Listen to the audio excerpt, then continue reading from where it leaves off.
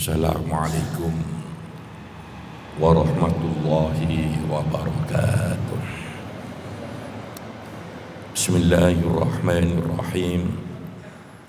Alhamdulillahil qail hadza min fadli rabbi liyabluwani aashkuru am akfur faman syakara fa innama yashkuru li nafsihi wa man kafara fa inna rabbi ghaniyyun karim. Wassalatu wassalamu ala sayyidina Muhammadin al-qail al-ittihadu bil quwwah wat tafarruqu bid du'af. Al-hadis au kama qala rabbi shrah li sadri wa yassir li amri wahlul 'uqdatam min lisani yafqahu qawli, amma ba'd. Sa'adatal afadil wa ulama'ana al-abajil wa masyaikhana al-a'izza, bil khusus para alim, para ustadz-ustadzah, jajaran takmir Masjid Ar-Rayyan, hadirin hadirat, calon-calon penghuni surga Allah yang berbahagia. Sebelum kajian dimulai, mari kita mohon kepada Allah dengan bacaan suratul Fatihah. Barangkali di antara kita ada yang hatinya susah. Mudah-mudahan pagi ini juga hatinya diganti Allah dengan hati yang bahagia. Barangkali di antara kita punya masalah, punya problem, sehingga hati ini sumpek, ruwet. Moga-moga pagi ini juga masalahnya dibantu penyelesaiannya oleh Allah.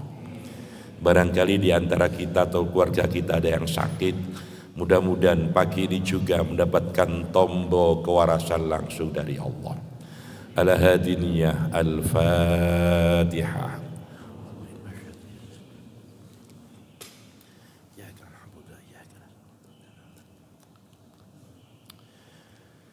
Para jamaah yang dimuliakan oleh Allah, sekitar tahun 40-an ada ulama dari negeri Sabah, namanya Tuan Guru Syekh Syakib Arsalan.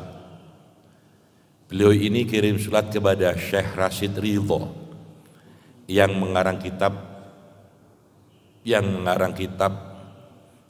nanti sambil jalan saya lupa. Rashid Ridho ini adalah muridnya Syekh Al-Afghani yang mengarang kitab Risalatut Tauhid, ya. Para jamaah, surat ini berbentuk pertanyaan. Rashid Ridho itu tafsirnya namanya Al-Manar, mohon maaf.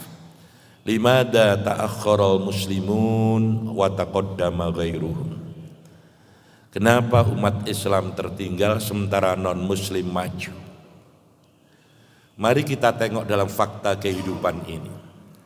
Hampir semua aspek kehidupan, disiplin ilmu, rata-rata umat Islam ketinggalan zaman. Dalam dunia sains dan teknologi, kita itu adalah penikmat, bukan pembuat. Yang memakai ini bukan kita. Dalam dunia ekonomi, perbankan, moneter, yang namanya kesehatan, semuanya hampir kita itu ketinggalan. Dan ini harus diakui.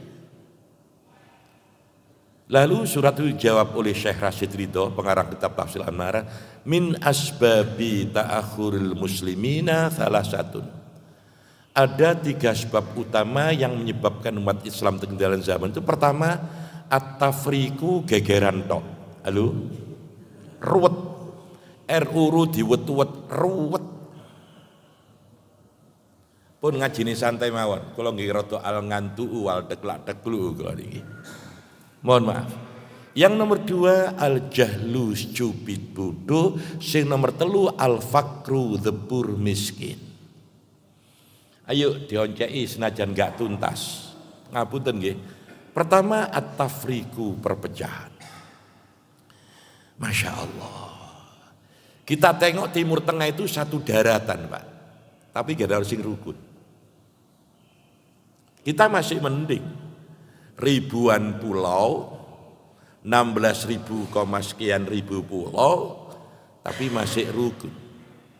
Agama kepercayaan wakeh, bahasa macam-macam banyak, tapi masih rukun atas izin Allah, meskipun kemasannya diikat lewat Bhinneka Tunggal Ika.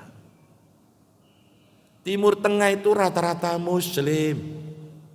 Kita tengok, mulai yang namanya Arab Saudi, Yaman, yang namanya Libanon, Suriah, sampai Israel. Israel apa Israel? Itu satu daratan dan nggak bisa ruku. Mohon maaf ya. Dulu zaman tahun 60-70 memang salah satu warisan Belanda itu adalah setiap negara yang dijajah oleh Belanda mesti dimiskinkan, mesti dibodohkan. Berbeda dengan penjajahnya Inggris. Mohon maaf. Dan umat Islam diadu domba.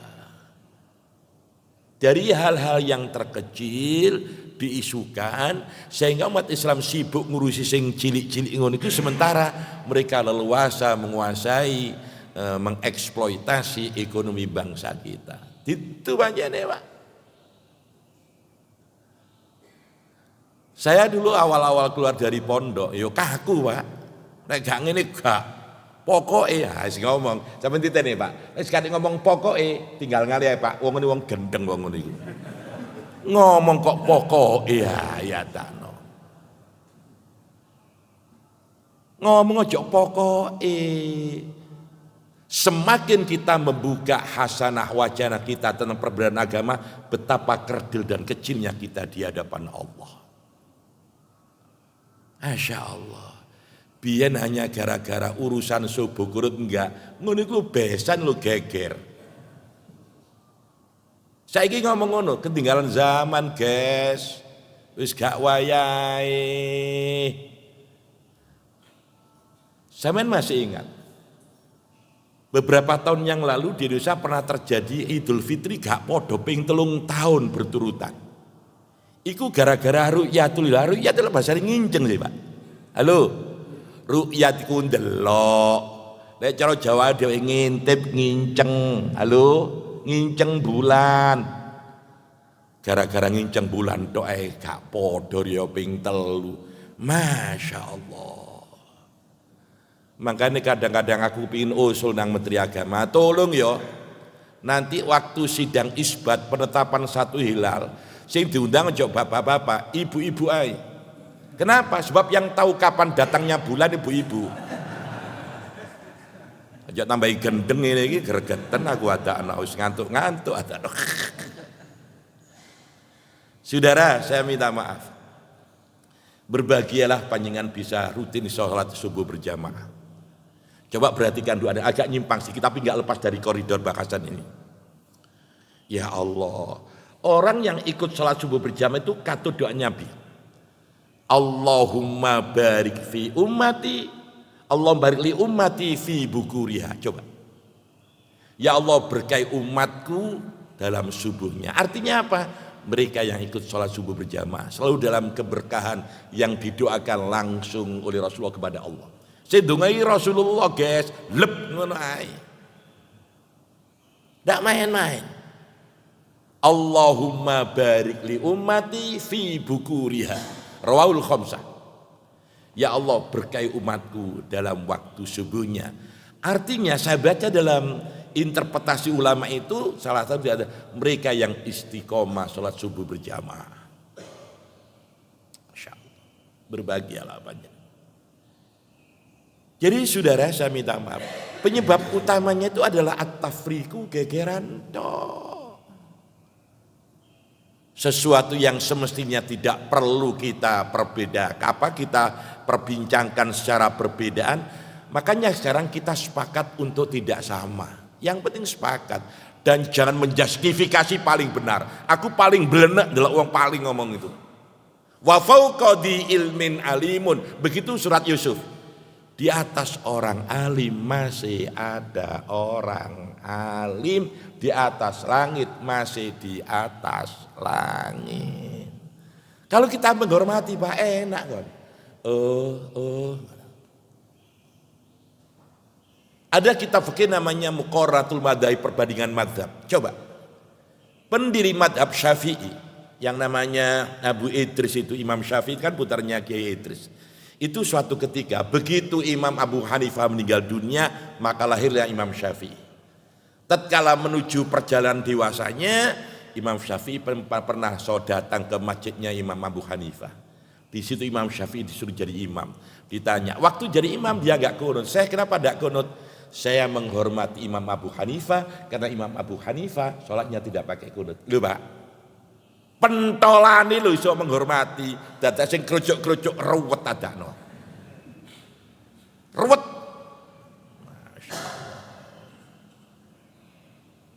Sembahyang pakai usoli geger, gak pakai geger. Sing penting sembahyang blok gregeten aku wadano.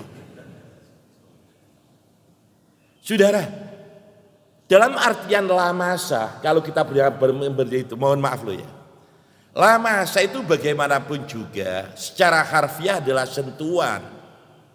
Makanya Imam Syafi'i mengatakan batal, Imam Hanafi tidak. Yang dimasukkan lamasa itu adalah hubungan suami istri. Semuanya dasarnya Al-Quran. Semakin kita membaca, semakin banyak hasanah, kita gak pernah menjustifikasi paling benar. Makanya dalam kitabnya Imam Syafi'i itu ada kaul jadid, ada kaul qadim. Kaul qadimnya lamasa itu membatalkan, kaul jadidnya tidak. Lek pancen lamasa sentuhan itu batal. Wong tawaf setahun gak mari, guys. Halo. Tawaf itu, Pak, saudara kita dari Pakistan, saudara kita dari Turki, itu gak pernah pakai alas kaki. Nah sampai senggolan, balik-balik batal wudu, balik-balik batal wudu. Nganti melet ya gak mari-mari tawafmu. Begitu ada pendapatnya Imam Syafi'i, ternyata ada istilah lamis malmus.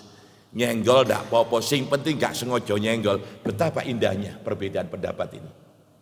Lah ngene geger iku lha apa? Masjid api-api bangun masjid maneh.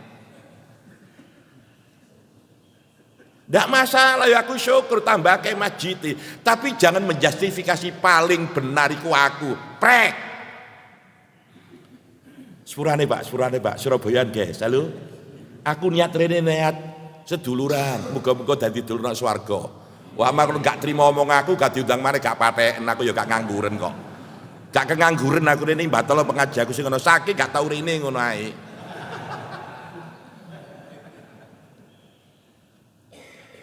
Saudara hadirin rahimakumullah. Ini kaitannya dengan masalah kenapa umat Islam itu jalan gegeran. Perhatikan. Ru'yatul hilal saja itu ruwet, Pak. Sementara non-muslim sudah menginjakkan kakinya di bulan. Ya ma'syarul jinni wal insi in istata'tum an tanfudu min aqtaris samawati wal ardi fanfudu la tanfuduna illa bisultan. Surat Ar-Rahman. Wahai golongan manusia dan jin, silakan kerjasama untuk menembus cakrawala langit sana. Sekali-kali kamu tidak akan pernah mampu illa bisultan, bil ilmi, dengan ilmu pengetahuan.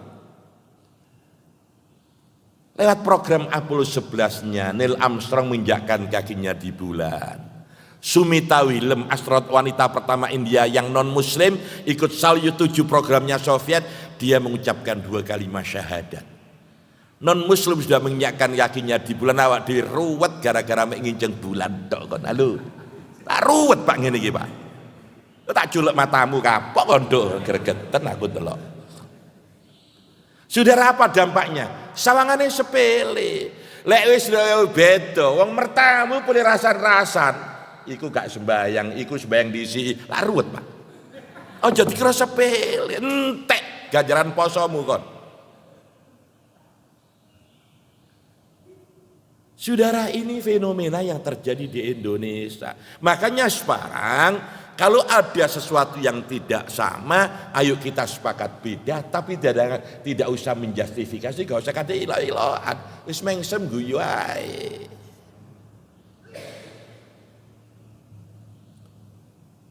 Mohon maaf ya. Ini kan bulan Muharram, dan mohon maaf, tidak semua umat Islam mengenal dengan baik nama-nama bulan Qamariyah. Kebanyakan di antara kita umat Islam lebih banyak mengenal bulan Syamsiah, Masekhiyah. Sehingga kalau menyebutkan nama bulan Januari, Februari, Desember, apal kabeh. Saya coba suruh menyebutkan nama-nama bulan Qamariah Hijriah yang biasa dihentikan oleh Nabi. Muharram, Safar, Rabiul Awal, Rabiul Tsani, Jumadil Ula, Jumadil Tsani, Rajab, Sya'ban, Ramadan, Syawal, Dzulqa'dah, Dzulhijjah kangger wong apal.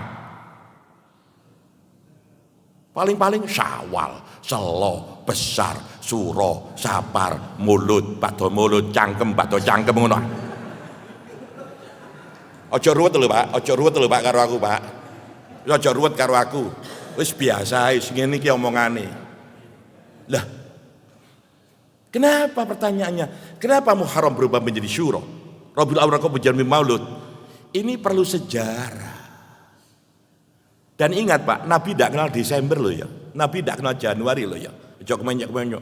Allahu Akbar, tapi gak ngerti bulan Muharram, Safar gak apal deh. Ruwet kon kemenyek.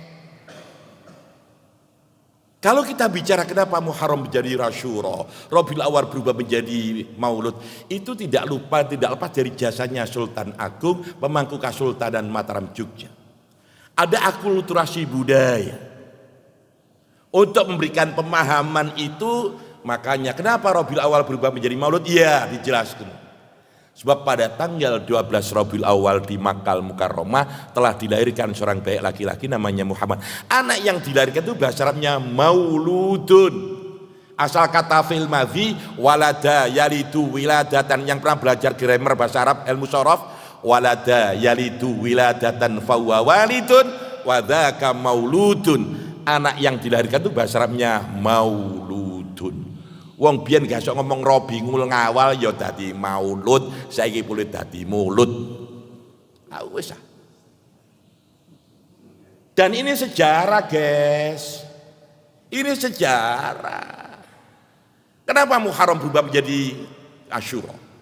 Sebab pada salah satu dalam kalender Muharram itu ada tanggal 10. 10 itu bahasa Arabnya Asyarun Asyura, dan jangan main-main dengan bilangan 10. Kenapa? Allah pernah bersumpah atas nama bilangan 10. Buka Al-Quran surat Al-Fajr ayat 2. Wal fajri walayalin asyar. Demi waktu fajar dan malam-malam 10. Ulama menginterpretasi, ada yang mengatakan malam 10 itu adalah 10 terakhir di bulan Ramadan. Ada yang mengatakan 10 Dzulhijjah. Ada yang mengatakan 10 Muharram. Makanya Pak, ngomong karo ngerti karo wong bodho ku enak Pak. Wong ngerti kudu ngerti nih guys. Jadi mengsem paham. Lek wong bodho gak pokoke tak idoni kancangmu kapok kono.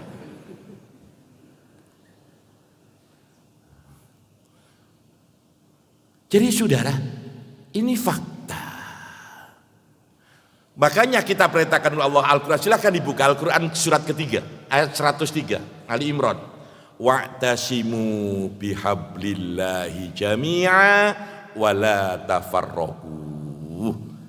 Berpegang teguhlah kalian semuanya dengan tali Allah, wala tafarraqu, dan jangan sekali-kali kamu bercerai-berai. Ini kalau kita pernah belajar grammar itu namanya lanahi, larangan yang sangat keras. Dan jangan sekali-kali kamu bercerai-berai. Masya Allah. Ini perintah Allah loh. Makanya kenapa umat Islam ketinggalan zaman? Sebabnya itu. Apa dampaknya? Al-jahlu stupid bodoh Pak.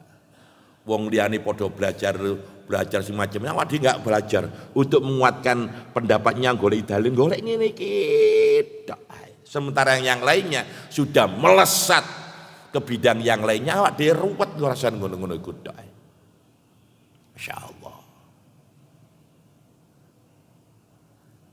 Saudara hadirin rahimakumullah, perhatikan wahyu yang pertama, surat 96 itu, surat Al-Alaq, Iqra.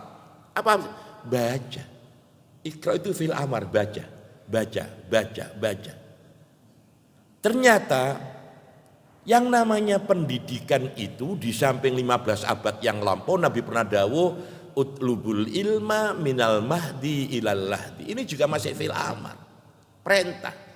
Carilah olehmu yang namanya ilmu sejak dalam ayunan ibu sampai liang lahat. Ini diadopsi oleh salah satu badan PBB UNESCO. PBB itu kapan dibuat? Dibuat tahun 45. Apa program PBB? Long life education, pendidikan sepanjang masa. Itu kan mengadopsi Al-Quran, Pak. Iqra bismi rabbikal ladzi khalaq. Apa artinya secara umum umat Islam golek bodho? Ingat, Pak, wong bodho iku dadi panganane wong pinter, cekelono iki. Wong bodho dadi wong pinter. Apa nanti dampaknya? Apa nanti dampaknya kalau umat Islam bodoh? Kekayaannya nggak bisa dieksploitasi secara maksimal. Kilang-kilang minyak di Timur Tengah itu, Pak, milik umat Islam. Tapi karena nggak bisa mengeksploitasi, otomatis kerjasama dengan non-Muslim. Apakah Amerika, apakah Prancis, apakah Jerman, otomatis dibujui. Jarene setiap hari dieksploitasi sekitar 25 juta barel. Padahal dintekne lho 40 juta barel. Enggak ngerti, Pak. Dibujui. Kenapa? Bodoh. Kenapa bodoh? Gegeran tok. Sampean dan saya kalau ngomong Freeport mesti cekot-cekot, Pak. Itu emas. Dari satu saja di Papua sana, kekayaan bangsa Indonesia. Karena nggak mampu mengeksploitasinya, akhirnya kerjasama dengan Amerika. Berapa bagiannya Indonesia?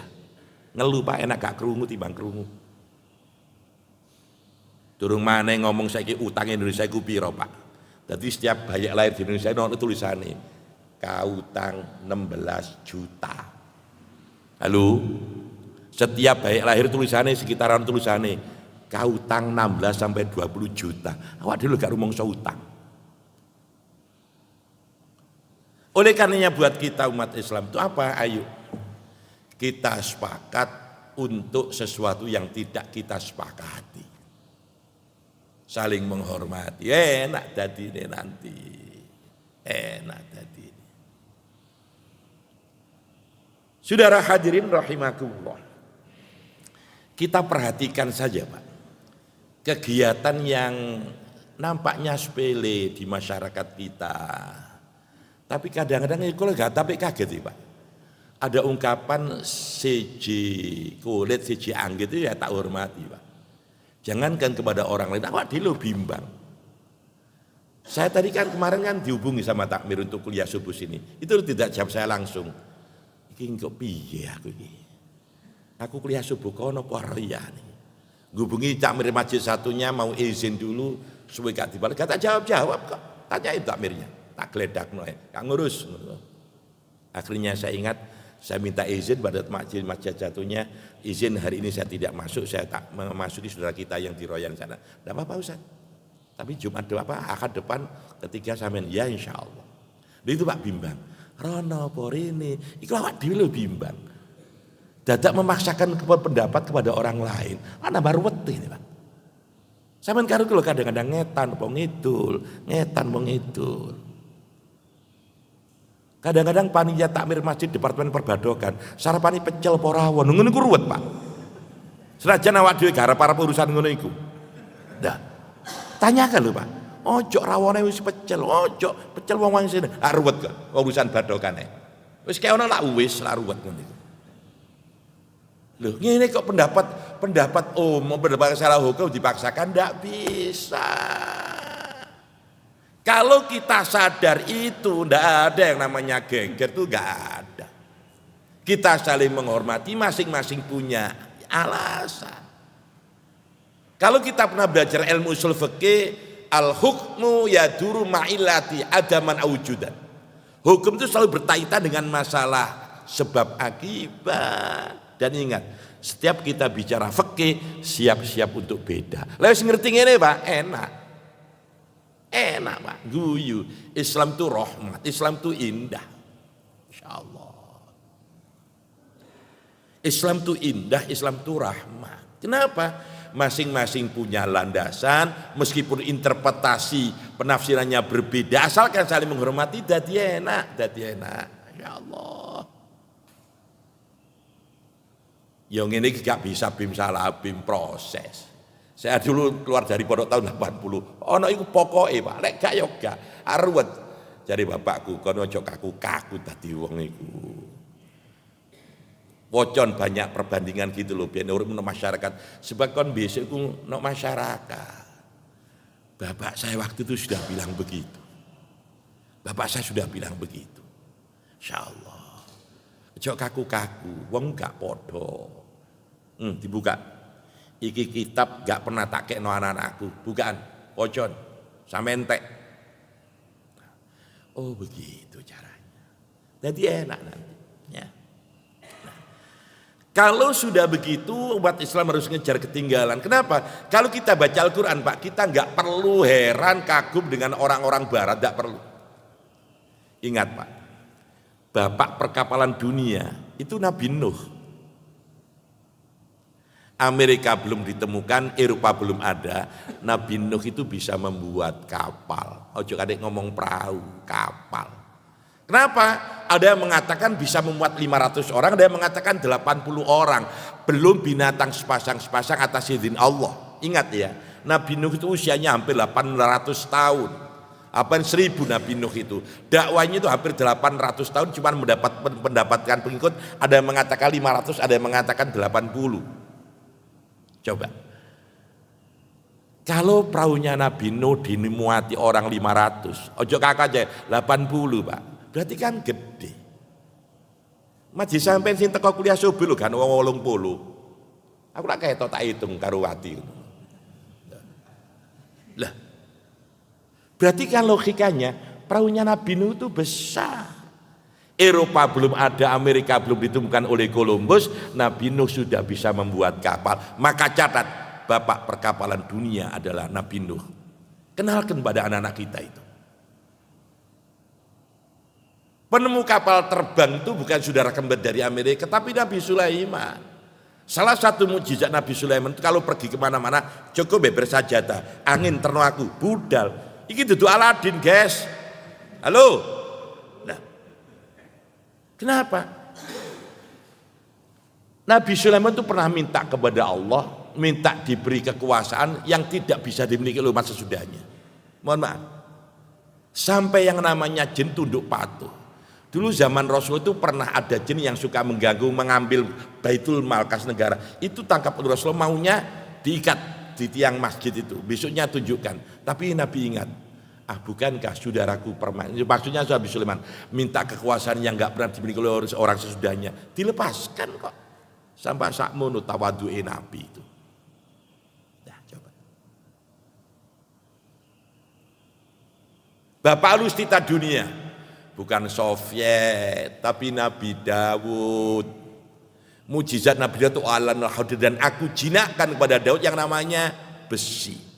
Makanya waktu terjadi peperangan antara Raja Jalut dan Raja Tolut, Raja Jalut kalah meskipun kewarangnya besar-besar, perlengkapan alustitanya lengkap, tapi kalah dengan Tolut. Karena Tolut itu salah satu di antaranya mertuanya Nabi Daud, Raja Tolut itu Nabi Daud bisa membuat panah. Kenapa? Besi ku Pak, koyo dadi jeladren di plek-plek ngono iku. Ternyata Nabi Daud. Ekonomi dunia Nabi Yusuf. Masya Allah. Semuanya itu diinformasikan Allah kepada kita lewat Al-Quran. Cuman di antara itu gara-gara kita tuh boleh Iqra itu rodok males Pak. Baca itu rodok males. Masya Allah. Coba. Ada sedikit ya amalan sebaiknya yang dilakukan waktu pada 10 Muharram. Kalau tidak pada bulan Muharramnya. Tatkala penundukan kota Khaybar di Madinah. Ingat Pak, benteng yang terkuat milik orang Yahudi adalah benteng Khaybar karena berlapis-lapis. Di dalamnya itu yang namanya persiapan perbekalan untuk makan 1 tahun lengkap. Sumber mata air ada di dalamnya. Makanya tidak heran hampir 1 bulan penuh benteng Khaybar itu baru jatuh tangan Rasulullah. Itu pun setelah Rasulullah mencari Ali. Mana Ali? Mana Ali? Mana Ali?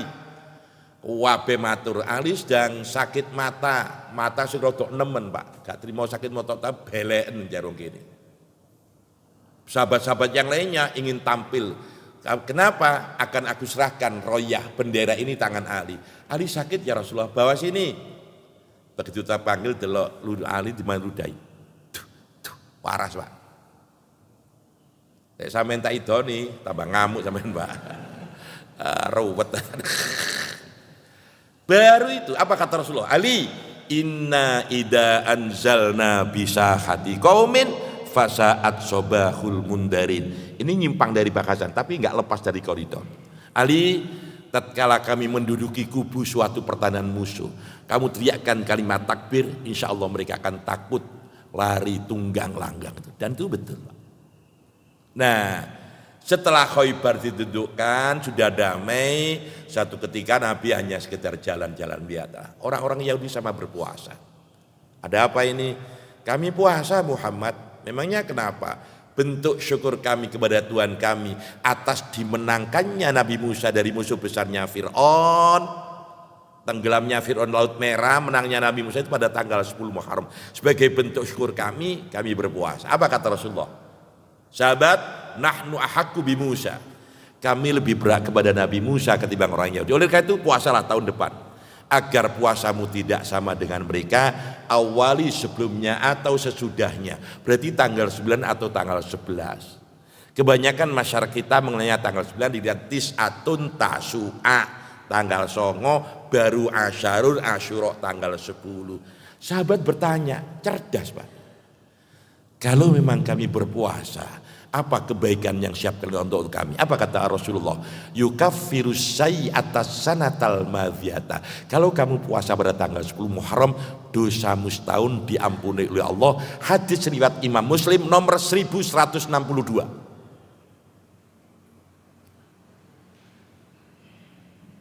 Jadi mohon maaf Pak, kalau kita kemarin poso Pak, lumayan setahun awak dewi gak istighfar, beres dosa awak dewi. Muga-muga sing ngaji ki kemarin tanggal 10 melok poso. Gak poso tahun ngarep, guys. Kenapa begini, Pak? Agak nyimpang ya.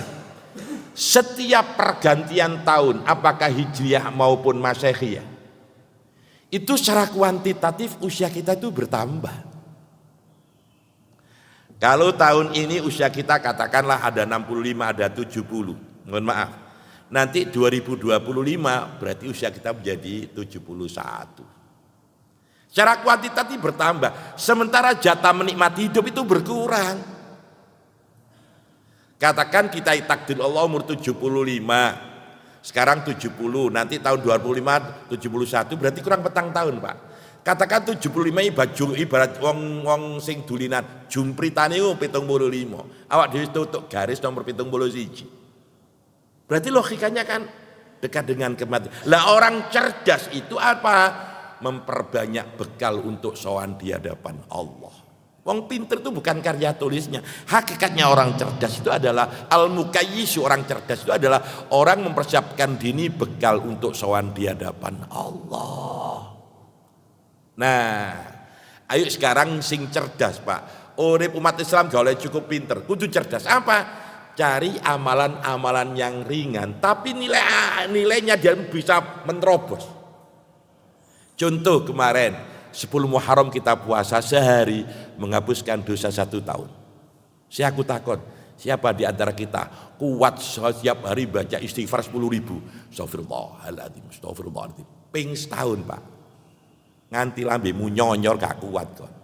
Cukup dengan puasa sehari, nilainya menghapuskan dosa 1. Ini namanya orang cerdas. Untuk ngejar ketinggalan kita. Hari ini Yaumul Bid. Ada yang mengatakan mulai Jumat, Sabtu, Ahad, hari putih. Siapapun yang puasa hari putih, meskipun puasa 3 hari, nilainya sama dengan puasa 1 bulan. Guys, halo.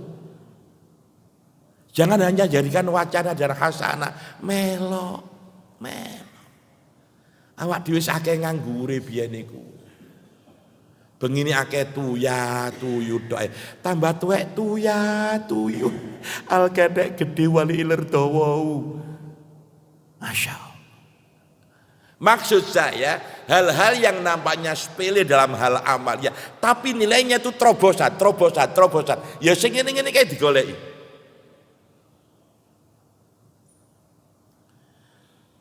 Panjenengan masih ingatkan hadis Nabi, siapapun yang berpuasa setelah Ramadan 6 hari, nilainya sama dengan puasa setahun. Wenak dok kon. Lomane Gusti Allah lewat sabda nabinya. Maksud saya, kalau kita sadar betul bahwa usia kita dekat dengan kematian, hal-hal semacam ini kita cari. Nah, kata Imam Ghazali dalam kitab Ihya-nya, tatkala kita masuk ke bulan Muharram, terutama pas 10-nya, perbanyaklah memperbaiki ada kepedulian kepada fuqara masakin, kepada keluarga. Blonjo-blonjo oleh bulan Muharram itu ada peningkatan jika dibandingkan di luar Muharram. Saya tadi malam itu ngaji di daerah Pakak itu ikut beji dekat Bangil. Itu ada habis ngaji. Masih saya ada waktu 10 menit, ada bertanya. Sudah di luar pengajian. Ustadz, yuk nopo dungane sabar. Ngono ta. Wong itu papat. Ustadz dungane sabar ya napa? Enten napa? Bojo kula nu kok wereng Ustadz, lek belanjani titik jare ngono. Maksudnya nate Ustadz kula sedina sewengi dibelanjani 10.000 dadak bojo kula ngomong njaluk mangan sing enak-enak. Niku napa? Utek, ilat, moto, tawara gampang. Lho kok gampang Ustadz? Tukono ndak CPT lah beres. Halo. Lho kok ndak CPT? Tutu nono uteke, cukil nono motone, peyek nono ilate. Gak usah murang-muring Bu, sampean Bu sak sabar ya. Nah, Saudara. Itu satu di antaranya. Di antaranya apa kata Imam Ghazali? Dalam hal amal ibadah merupakan akwaliyah, baca surat Ikhlas 1000 kali. Kalau kita baca Pak kurang dari 1 jam selesai surat Ikhlas itu. Nilainya gak usah tanya. Inilah kaitannya dengan menerobos cakrawala batasan usia dengan investasi amal kita di hadapan Allah. Apa? Harus cerdas. Harus cerdas. Lah ya awak dhewe ya munu ya menika sik pancete gak ada terobosan. Sementara kematian dekat dengan kita. Lalu apa? Makanya jangan menjadi umat Islam yang bodoh. Satu sisi kita ketinggalan untuk investasi kita di hadapan Allah. Nah. Saudara hadirin rahimakumullah. Mohon maaf ya. Sekarang ini kan menjadi tradisi masyarakat kita. Muharram itu kan bulan kasih sayang. Nanti bulan Februari tanggal 24 anak-anak muda akan mengenal istilah Valentine Day. Kan gak ngerti sapa Valentine iku sapa.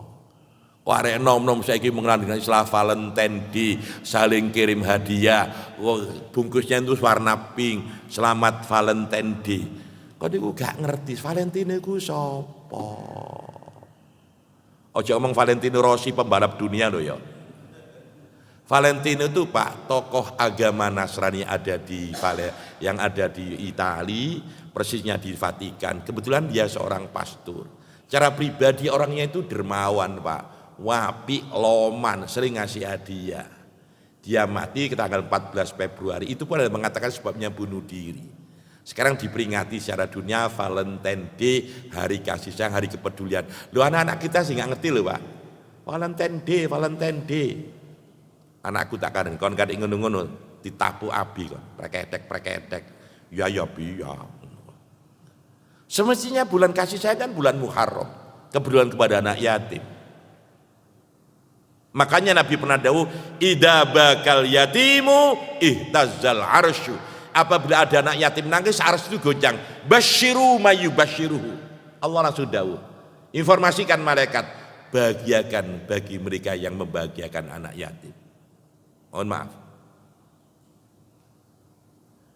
Apa predikat mereka yang suka menghardik dan tidak peduli pada pendusta agama? Silakan dibuka Al-Quran surat Al-Ma'un. Ara'aital ladzi yukadzibu biddin. Tahukah kamu Muhammad siapa pendusta agama? Yukadzibu itu fi'il mudhari', kadzdzaba yukadzibu. Tahukah kamu orang yang terus-menerus menyakiti dan mendustakan agama? Dijawab oleh Allah, fadzalikal ladzi yad'ul yatim. Mereka yang tidak punya kepedulian sosial, mereka yang suka menghardik wong sing kereng, wong sing gak welas nang yatim, itulah pendusta agama. Gak jaminan al batuk gosongu wal umroh ben wulanu wal berwal haji bertahun lek peduli gak peduli pada yatim dicap pendusta agama. Itu Allah Pak, bukan saya. Saya menginformasikan saja. Makanya sekarang kalau ada orang ngomong itu, ya kita kita support lah.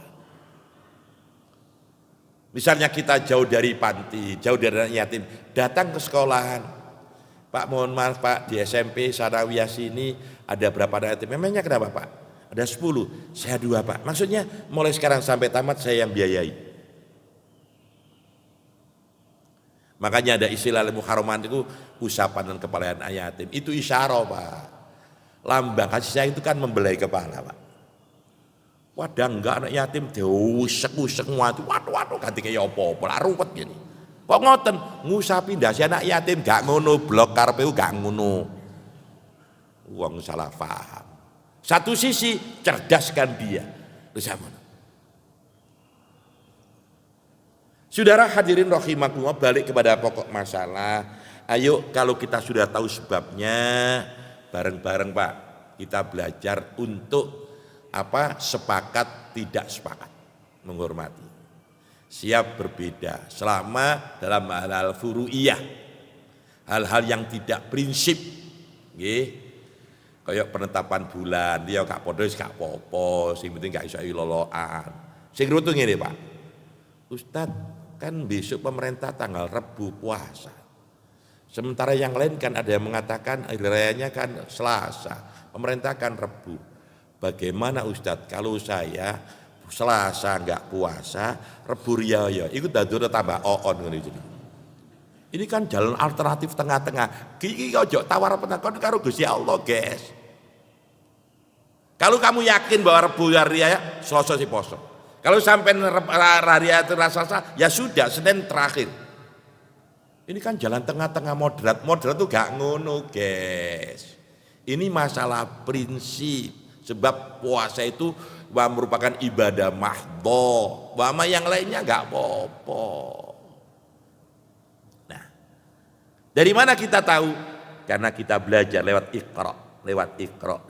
Oleh karenanya anak-anak kita Pak, lewat diwis gak nututi kita support, enak belajar semampunya.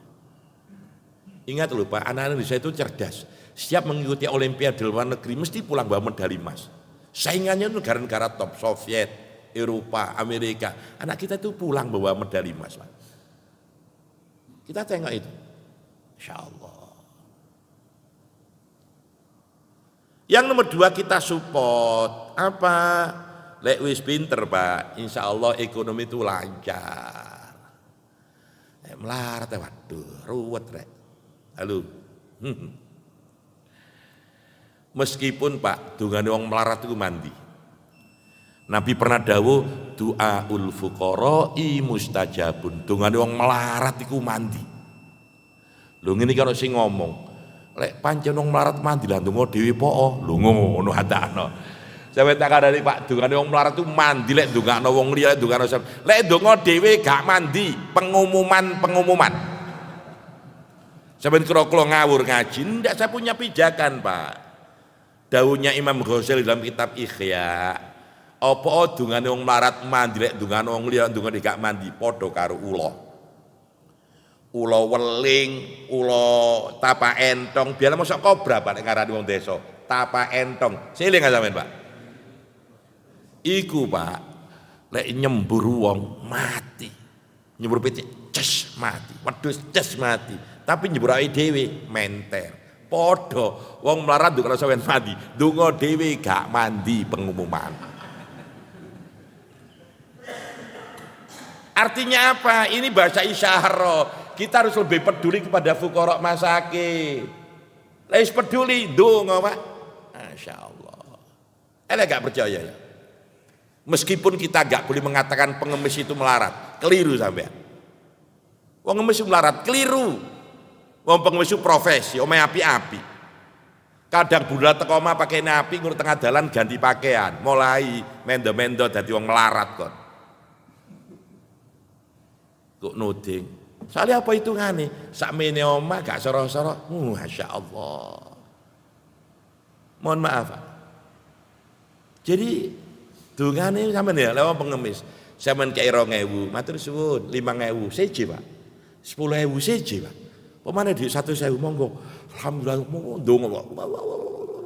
Tapi aja enak-enak menit dibaleni maneh sampeyan. Jadi saudara, wanati jatuh konklusinya, kesimpulannya, kenapa umat Islam ketinggalan zaman? Pertama at-tafriqu. Wis saiki wis ngerti penyebabnya. Wis saiki bareng-bareng rukun lah. Gak popo beda-beda, yang penting gak prinsip. Selama tidak prinsip, silakan kita saling menghormati. Nomor 2, ayo kita bareng-bareng memperbanyak belajar. Gak ada alasan aku tuwek gak belajar, gak ada. Termasuk ikut kuliah subuh itu belajar, Pak. Mohon maaf loh ya. Mohon maaf. Nabi itu pernah dawuh, siapapun yang datang di majelis ilmu dan ikut ngaji, maka seluruh makhluk yang hidup di air memohonkan rahmat di hadapan Allah. Enggak dijelaskan teko melok ngaji maupun turu gak ono bedane, Pak. Sing penting teko melok ngaji. Cuman bedane sing melek iku paham, sing turu, lah apa ya kok telat? Ada kuliah subuh. Ngontrak apa? Mbuh masjide peteng. Kau turu tok ya, halo. Nah, mulai melek kabeh sana. Rawat Pak Sudi, rawat. Saudara, sebelum diakhiri silakan kalau ada pertanyaan monggo. Ibu silakan Bapak Ibu jika ada pertanyaan. Alhamdulillah.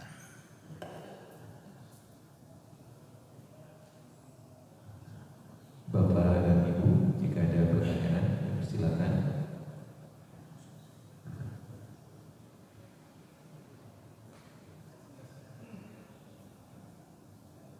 Oke, ibu-ibu sudah.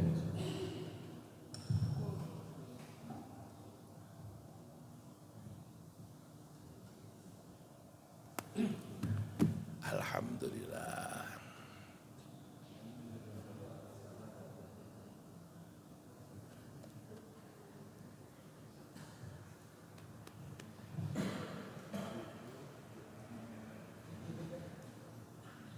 Assalamualaikum warahmatullahi wabarakatuh, Pak Ustaz. Waalaikumsalam warahmatullahi wabarakatuh. Yang saya tanyakan untuk pagi ini sesuai tema, apa yang harus dilakukan oleh umat Islam setelah kita mengalami ketinggalan seperti ini, dan faktor atau strategi apa yang harus kita lakukan untuk itu. Matur nuwun sangat. Wassalamualaikum warahmatullahi wabarakatuh. Waalaikumsalam warahmatullahi wabarakatuh. Para jamaah yang saya muliakan, sekarang cendekiawan muslim itu sudah menyadari betul atas ketertinggalan semacam ini. Makanya di kalangan cendekiawan muslim itu banyak suatu kumpulan-kumpulan semacam dalam dunia ilmu pengetahuan, mereka sepakat itu.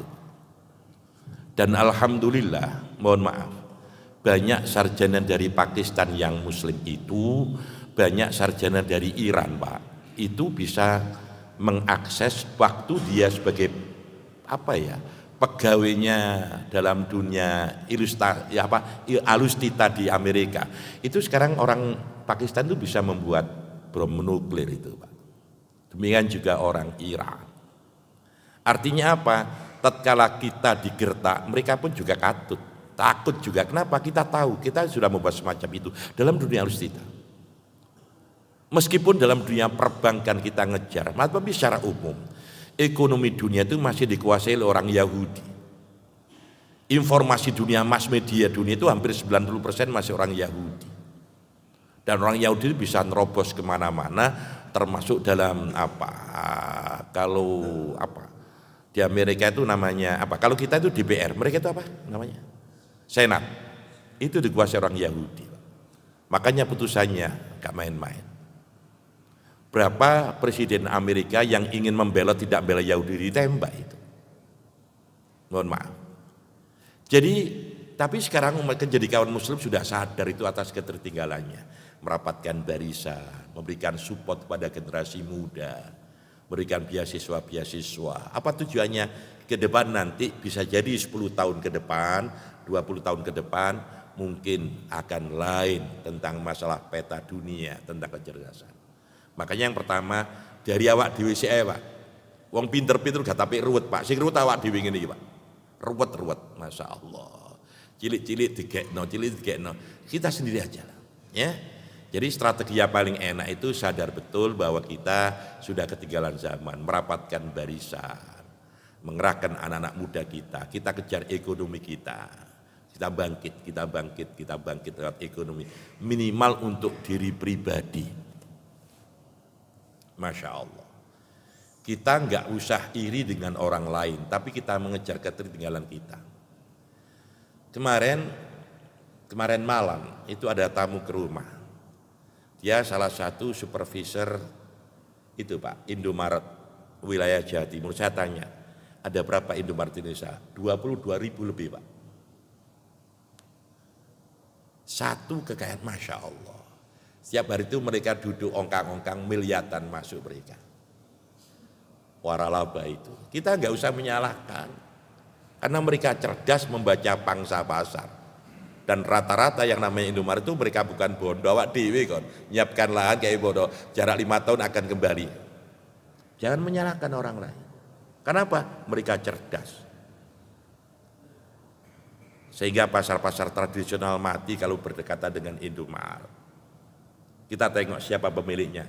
Balik mana? Begitu Bun ya. Kurang lengkap. Besok-besok kapan lagi ya, insya Allah. Silakan. Ini. Silakan.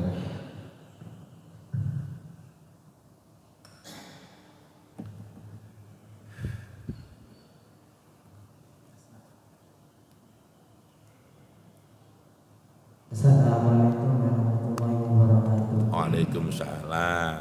Kalau kita ingin mengetahui isi Al-Quran itu apa kita harus cukup dengan Al-Quran dan terjemahannya atau dengan tafsirnya, Pak? Oke. Al-Quran. Sudah. Terima kasih. Assalamualaikum warahmatullahi wabarakatuh. Waalaikumsalam. Baik sekali pertanyaannya. Akan tambah baik dengan tafsirnya sekali, bukan terjemahan. Mohon maaf, Pak. Zaman Rasulullah meninggal dunia itu sudah terjadi perbedaan pendapat. Rasulullah belum dimakamkan. Ada namanya Thaqifah Bani Sa'idah. Ya. Itu satu kebun, sampai sekarang masih ada, sedang direnovasi. Lek jenengan pas haji atau umroh bertempat di Hotel Movenpick Al Anwar. Kalau pintu pagar masjid namanya pintu nomor 326 327. Sebelahnya itu adalah Thaqifah Bani Sa'idah. Kira-kira 50 meter. Waktu Rasulullah meninggal dunia, itu langsung sahabat Abdullah bin Jarrah itu ngomong, penerus Rasulullah adalah kami, orang Ansor, sebab kami menolong. Umar kerungu, ngamuk, Pak, tidak bisa. Kami adalah orang-orang muhajirin, kami yang dekat, macam-macam. Hampir terjadi pertumpahan darah. Rasulullah belum dimakamkan loh. Waktu itu Abu Bakar perjalanan dan pulang. Akhirnya, mohon maaf, Bilal disuruh merintahkan, lalu setelah Abu Bakar melihat Rasulullah kembali menyusul. Macam-macam dijelaskan. Akhirnya Umar dengan tegas mengatakan, mengangkat tangannya Abu Bakar, bayatuka fi ta'atillah. Aku janji setia kepadamu untuk taat kepada Allah. Sahabat sepakat, disitulah pelantikan Abu Bakar. Maksud saya, setelah itu Pak, banyak terjadi. Al-Quran atas usul usul Umar bin Khattab, Abu Bakar, karena khalifahnya Abu Bakar, ayo Al-Quran kita kodifikasikan. Enggak, Rasulullah enggak pernah melakukan, tidak akan pernah aku lakukan. Umar, coba. Begitu terjadi perang Yarmuk, Abu Bakar memerangi orang-orang yang riddah, orang yang murtad, diperangi. Dikatakan dalam sejarah perang Yarmuk, sebab terjadi di kota Yarmuk. Setelah peperangan selesai, 70 sahabat Nabi yang hafal Quran meninggal dunia. Umar tambah tegas loh Abu Bakar. Kalau Al-Quran tidak kita bukukan, khawatir campur mana Al-Quran mana hadis Nabi. Itu pun Abu Bakar gak mudah menerima, Pak. Baru menjelang kewafatannya diterima. lalu dibentuk panitia 9 untuk mengumpulkan Al-Quran di bawah pimpinan Zaid bin Sabit, anak muda, karena ada ingatan dan hafalannya banyak. Coba setelah dikumpulkan, sekarang masih ada mushaf aslinya di Istanbul, Turki. Tahun berapa saya ke sana itu? Gesok diwaca Pak, gak ada tanda bacanya, gak ada titike, gak ada harokate. Baru zaman Ali bin Abdul ada Abdul Asad Ad-Duali ngomong dikenalkan tete iki lek ono ngene tok titik situ ba, lek titik loro di atas tak. Biasanya sekarang nggak ada. Sebelum saya jawab Pak, saya minta tenang aja Pak. Ini proses Al-Quran itu begitu. Coba ono nggo tulisan Yasin Pak, salah titik lak ganti basin. Halo? Aja begejekan padha tuweke. Yasin tulisannya ganti basin, arwet gini gini. Halo, itu dikenalkan zaman Ali, dikenalkan harokat baru sekitar abad kedua, dikenalkan ilmu tajwid, bagaimana makhorijul hurufnya. Makanya dulu jangan heran Pak, saya waktu kanak-kanak ngaji ku masya Allah. Ini loh nak, leboro cangkemmu mbok, arek saya ngaji ngono gak paten, mreteni lambe iki guys. Bagaimana makhluk siapa samu? Nah sekarang baru ada terjemahan dan tafsirnya. Itu saja perlu Pak ilmu alat yang lainnya. Apa nahwu soroh balaghah batik ma'ani asbabul wurud. Kalau taiku lengkap. Bagaimana yang disebut terjemahnya? Sementara bolehlah. Kalau ingin lebih mendalam dengan tafsirnya, ikut pengajiannya, itu tambah dalam. Untuk sementara terjemahnya boleh, akan tambah bagus. Saya katakan kalau menambah dengan memperbanyak ilmu tafsir dan sebagainya. Sudah Pak, buka pertanyaan maneh al-pegelu. Mudah-mudahan diberkahi oleh Allah Subhanahu wa taala. Al-Fatihah. Bismillahirrahmanirrahim. Allahumma salli wa sallim wa barik ala Muhammad wa ala ali sayyidina Muhammad. Allahumma ighfir lana wa liwalidayna warhamhuma kama rabbayana shighara. Allahumma ya Allah ya Wahid ya Ahad ya Fardu ya Somad ya man lam yalid wa lam yulad wa lam yakun lahu kufuwan ahad.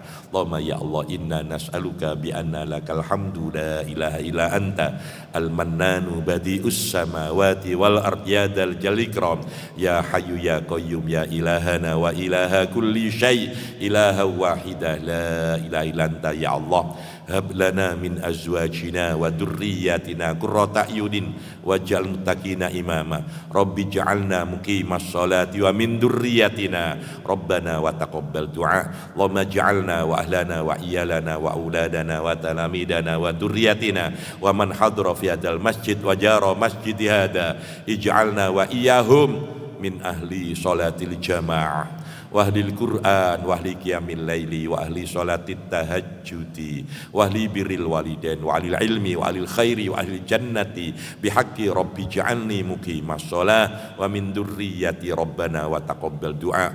Allahumma ballighna ila baitikal haram. Allahumma yassir lana zuratal Makkah Madinah khususan jamaah sholat subuh Masjid Ar-Rayyan ya Allah. Yassir wa sahil usul Makkah Madinah bihaqqi ayatikal mu'azzama innal ladzi faradu alaikal qur'ana la radduka ila ma'ad wa adzin fin nasi bil hajji ya'tuka rijalan wa ala kulli dhamiri ya'tina min kulli fajjin amiq liyashhadu manafi'a lahum. Rabbana atina fid dunya hasanah wa fil akhirati hasanah wa qina adzabannar.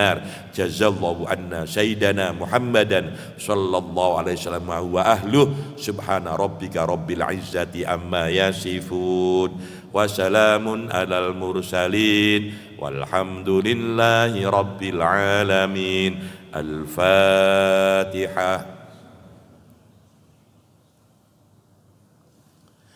Kurang lebihnya mohon maaf. Ihdinas siratal mustaqim. Assalamualaikum warahmatullahi wabarakatuh.